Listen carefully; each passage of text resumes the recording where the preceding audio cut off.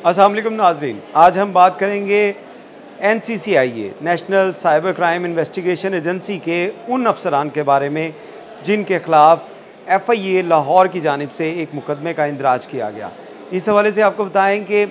बहुत दिनों से सोशल मीडिया के ऊपर बहुत सी ऐसी रूमर्स थी कि इनको शायद अगवा कर लिया गया है, इनके जो लवाकिन से इनका रब्ता नहीं हो रहा। और इन अफसरान की तादाद के बारे में अगर बात की जाए तो ये 8 अफसरान थे जो लाहौर, इस्लामाबाद और दीगर जो अजला के अंदर अपनी ड्यूटी सर अंजाम दे रहे थे, उनको उनके लापता होने का ये मामला था। इस हवाले से आपको बताएं कि सबसे जो अहम चीज़ है इस केस के अंदर, इसमें एडिशनल डायरेक्टर सरफराज चौधरी, जिनको लाहौर में जो वर्किंग करते हुए कई साल गुजर चुके थे, और आज जो उनकी FIR उनके ख़िलाफ़ दर्ज हुई थी और उसमें उनको अदालत में पेश किया गया, ये वही इदारा था जहाँ पे वो पहले काम करते रहे हैं। यानी कि उनके साथ के अफसरान ही थे, उनके बैचमेट थे, उनसे जूनियर थे। उन अफसरान की जानिब से आज उनको गिरफ़्तार करके अदालत में पेश किया गया। इसके साथ साथ आपको बताएं कि सरफराज चौधरी के साथ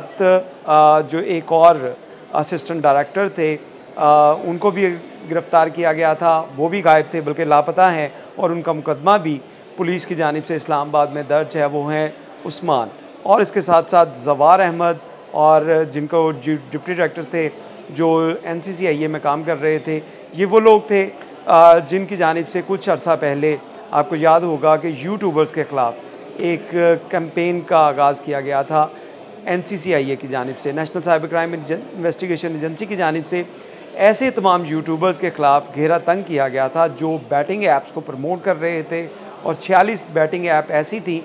जिनके बारे में ये कहा जा रहा था कि ये इल्लीगल हैं, पाकिस्तान के अंदर वर्किंग कर रही हैं, और इनकी प्रमोशन करते हुए पेड प्रमोशन, यानी कि उन ऐप से पैसे लिए गए, उनकी प्रमोशन अपने यूट्यूब चैनल, अपने फेसबुक चैनल या दीगर सोशल मीडिया प्लेटफॉर्म्स पर के ऊपर की गई, और उसके बाद नौजवान नस्ल जो है उसमें गुमराह हुई। और इस मुकदमात के इंदराज के बाद बहुत सी रूमर्स ऐसी भी आईं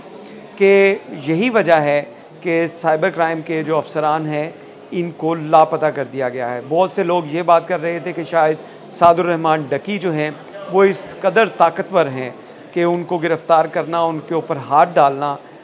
जो national cyber crime investigation agency को महंगा पड़ा, और इसी वजह से वो लापता कर दिए गए। कुछ नामालूम हाथ जो थे उनको उठाकर ले गए, लेकिन गुज़िश्ता रात ये तमाम जो गुत्थियाँ थी सुलझती गईं, और FIA की जानिब से एक मुकदमे का इंदराज किया गया। जो स्टोरी आपको सोशल मीडिया पे नज़र आई, उससे हटकर आज हम आपको बताएंगे कि ये मुकदमात का इंदराज क्यों हुआ, और उसके साथ साथ इन अफसरान की गिरफ़्तारियाँ क्यों अमल में लाई गई। इस हवाले से आपको जानना होगा कि जब सादुर रहमान उर्फ डकी को गिरफ़्तार किया गया था national cyber crime investigation agency से, तो उसके जो बैंक अकाउंट्स थे जिसमें क्रिप्टो करेंसी बहुत बड़ी तादाद में थी, कोई 15 करोड़ रुपए के करीब जो उसकी जो क्रिप्टो करेंसी थी, उसके जो डिजिटल एसेट्स थे वो सीज़ किए गए। इसके साथ साथ दुबई में उसके अकाउंट थे और इस्लामाबाद में अकाउंट थे, जिनसे पैसे जो हैं वो फ्रीज़ कर दिए गए। यानी कि डकी,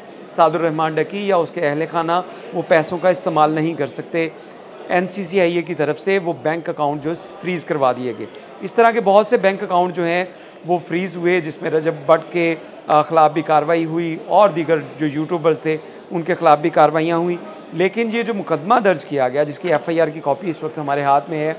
ये बताती है कि ये FIR क्यों हुई, इस मुकदमे में क्या किया गया, और इन मुल्ज़िमान के जो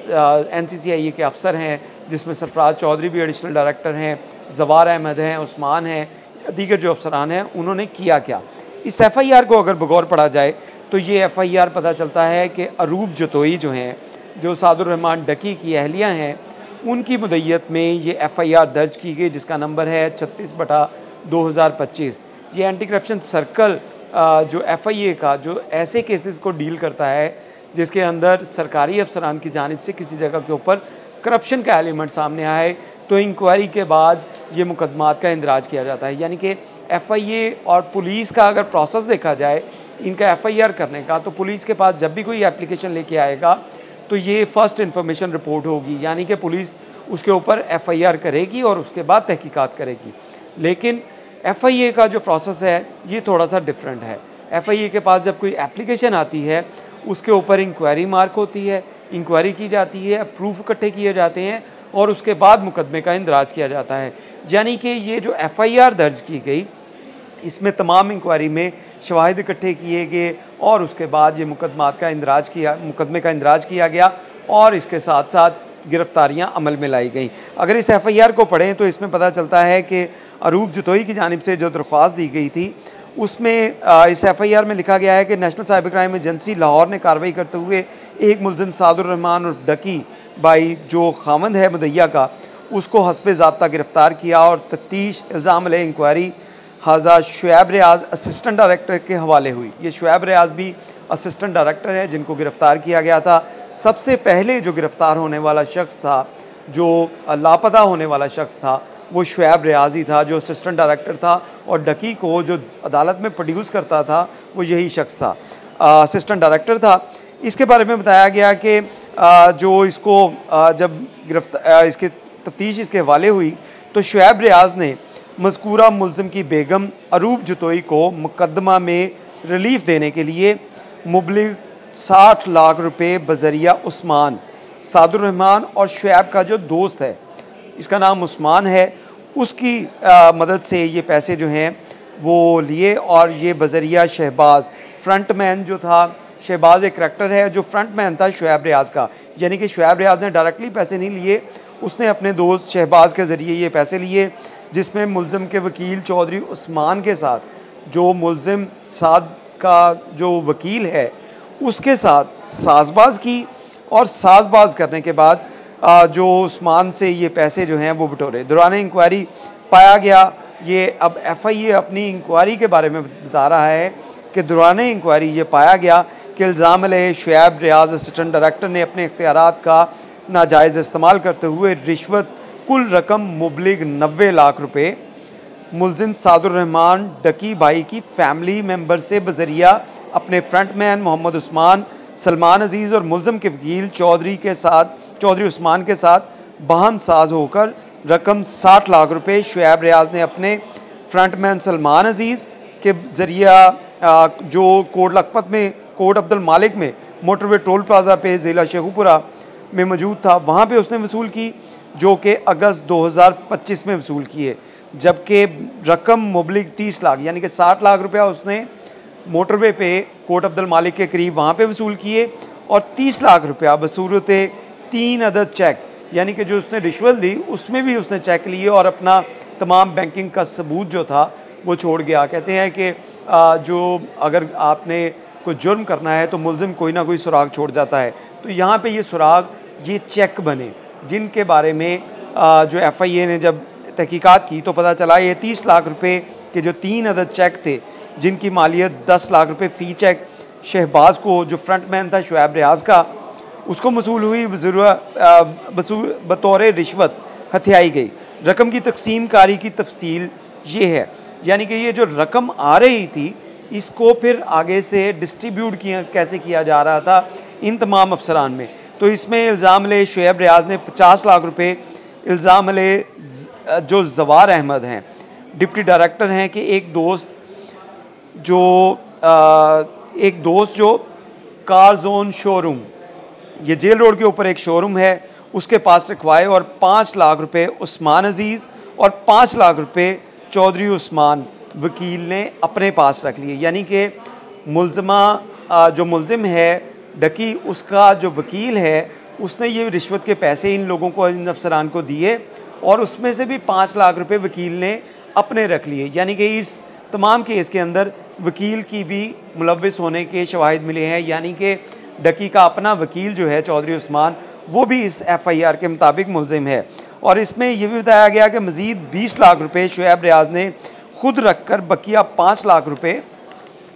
अपने फ्रंटमैन को दिए और 5 लाख रुपए एडिशनल डायरेक्टर सरफराज चौधरी को दिए। अब इसमें देखें ये चीज़ देखने वाली है कि शुएब रियाज जो असिस्टेंट डायरेक्टर था उसने 90 लाख रुपए की रिश्वत ली और उसमें 5 लाख रुपया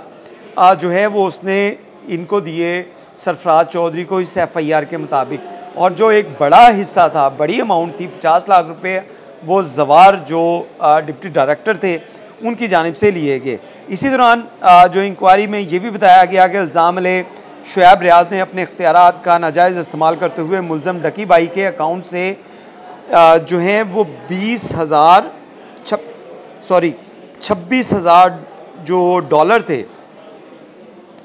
ये भी उन्होंने गायब किए, यानी कि ये लाखों रुपया डॉलर्स की सूरत में भी इनके जो बाइनेंस अकाउंट थे इसमें अपने अकाउंट में ट्रांसफ़र किए। और इस हवाले से आपको बताएं कि FIA के पास इस हवाले से हमने पहले भी बात की थी साइबर क्राइम के अफसरान से कि किसी भी आप जब साइबर क्राइम का कोई मुलजिम है जिसको पकड़ा जाता है तो उसके जो डिजिटल एसेट्स हैं उसको सीज़ कैसे किया जाता है। तो इस हवाले से ये बताया जाता था कि साइबर क्राइम का एक डेडिकेटेड जो बाइनेंस अकाउंट है और उस अकाउंट के अंदर ये जितनी भी रकम होती है किसी की सीज़ की जाए उसको उस अकाउंट में सीज़ किया जाता है। लेकिन अब इंक्वायरी में ये चीज़ साबित हुई कि ये जो हज़ारों जो डॉलर थे ये डॉलर जो हैं ये शुएब रियाज ने अपने बाइनेंस अकाउंट में जमा कर रखे थे। इसी तरह जो इंक्वायरी में ये चीज़ भी साबित हुई कि गिरफ्तार मुलजिम सादुर रहमान जो डकी भाई हैं और दीगर को रिलीफ का झांसा देकर अपने इख्तियारात का नाजायज़ इस्तेमाल करते हुए रिश्वत देते हुए जो हैं वो ख़ुद कसूरवार पाए। दौरान इंक्वायरी मज़ीद इंकशाफात हुए कि मुलजमान जो कि बाकायदा एक नेटवर्क के तौर पर अपने इख्तियारात का नाजायज़ फ़ायदा उठाते थे, नाजायज़ इस्तेमाल करते थे, जिनकी माहाना की बुनियाद पर मुख्तलिफ कॉल सेंटर ऑनलाइन फ्रॉड में मुलविस अफराद से और जो इनकी इंक्वायरीज़ हैं मुकदमात में मुलजमान मुतासरीन से रिश्वत इकट्ठी करते और अपना महसूस हिस्सा रख कर बकिया अफसरान बाला तक पहुँचाते। यानी कि NCCIA के पूरी की पूरी चेन जो थी उसमें से कुछ अफसरान को छोड़ के बाकी तमाम के तमाम जो थे वो इस करप्शन का हिस्सा थे। मुख्तलिफ कॉल सेंटर, मुख्तलिफ फाइनेंशियल फ्रॉड के जो मुलजमान थे या जो उनके मुद्दई थे उनको रिलीफ देने का जो है वो कहकर या मुलजमान को पकड़ने के हवाले से कहकर उनसे जो रिश्वत ली जाती थी उसको NCCIA के हेड क्वार्टर के अफसरान को ये रकम बज़रिया मोहम्मद उस्मान, जिनके बारे में इस्लामाबाद से उनको गिरफ़्तार हुए और उनकी अहलिया की जानिब से एक FIR भी करवाई गई कि उनके खावंद को अगवा कर लिया गया था। उनके बारे में ये चीज़ सामने आई है कि उस्मान जो डिप्टी डायरेक्टर थे ऑपरेशंस और PSO के तौर पे DG जो है NCCIA के उसके तौर पे के ऊपर भी काम कर रहे थे, उन तक ये हिस्सा पहुंचता था और उसके बाद वो अफसराने बाला यानी कि ऊपर तक भी ये हिस्सा पहुंचाते थे। इसी तरह इसमें आपको बताएं कि इस्लामाबाद में अयाज़ खान जो डिप्टी डायरेक्टर हैं NCCIA के, उनके बारे में भी लिखा गया है कि वो भी इस करप्शन में मुलविस थे, उन तक भी हिस्सा पहुंचता था। NCCI लाहौर से सरफराज चौधरी एडिशनल डायरेक्टर और जवार अहमद डिप्टी डायरेक्टर जो एक्टिंग चार्ज था उनके पास NCCI लाहौर में माहाना तकरीबन 1 मिलियन रुपए मोहम्मद उस्मान जो डिप्टी डायरेक्टर ऑपरेशन है NCCI हेड क्वार्टर इस्लामाबाद और अयाज़ खान डिप्टी डायरेक्टर के हवाले करते थे जो आगे अफसरान तक पहुंचाते थे। यानी कि हर माह 10 लाख रुपया उस्मान को दिया जाता था। उस्मान अपने जो डिप्टी डायरेक्टर और वहाँ पे जो आला अफसरान थे इस्लामाबाद में उनको ये 10 लाख रुपया डिस्ट्रीब्यूट करता था। तो ये FIA की इस FIR के मुताबिक ये पूरा नेटवर्क था। इसी के अंदर ये और चीज़ें भी बहुत सी लिखी गई हैं कि यासर रमज़ान सब इंस्पेक्टर जो NCCIA में था, अली रज़ा सब इंस्पेक्टर और मुश्तबा असिस्टेंट डायरेक्टर, शुएब रियाज असिस्टेंट डायरेक्टर, मुख्तलिफ कॉल सेंटर और जो केबल ऑपरेटर्स थे और उसके साथ साथ ऑनलाइन फ्रॉड करने वाले मुलजमान को सहूलत कारी फ्राहम करने की मद में माहाना की बुनियाद पर रकूम इकट्ठी करके 50% हिस्सा खुद रखते थे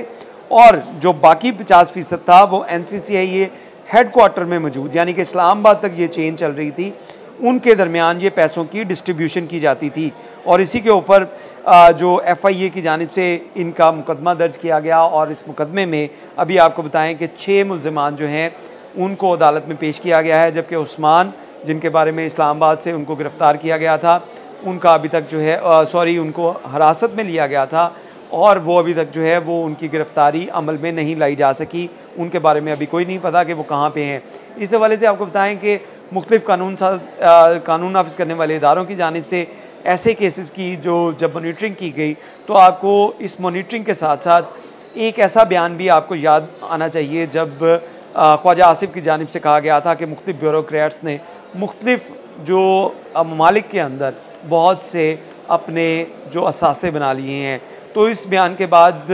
जो मिलिट्री इंटेलिजेंस है उसकी जानिब से बहुत से ऐसे सरकारी अफसरान जो हैं उनकी मॉनिटरिंग का आगाज़ किया गया था, और इस मॉनिटरिंग के ज़रिए ऐसे अफराद जो करप्शन में मुलव्विस हैं उनके ख़िलाफ़ घेरा तंग किया जा रहा है, और कानून के मुताबिक पहले उनसे इंक्वायरी की जाती है और उसके बाद कानून के मुताबिक जो है उनको जो है कानून का सामना करना पड़ेगा। और इस हवाले से अभी आपको बताएं कि ये जो अफसरान जिनको गिरफ़्तार किया गया है 6 अफसरान हैं, इनका 3 रोज़ा रिमांड जारी हुआ है, और इस रिमांड के बाद मज़ीद इनसे तहकीकात करके मज़ीद इंकशाफात जो हैं वो मुतवक्का हैं, और मज़ीद अफसरान जो हैं सिर्फ NCCIA के नहीं, बहुत से सरकारी महकमों के अफसरान जो हैं जो करप्शन में मुलव्विस रहे उनके ख़िलाफ़ मज़ीद घेरा आइंदा दिनों में तंग होने वाला है। बहुत शुक्रिया।